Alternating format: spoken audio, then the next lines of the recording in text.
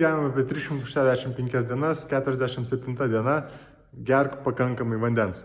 Tai kaip ir prieš kiekvieną patarimą apie sveikatą internete geriau yra pasikalbėti su daktaru, nes gal jūs ten geriat vaistus kažkokius, gal ten turit kažkokią lygą. Bet šiaip taisyklė yra paprasta.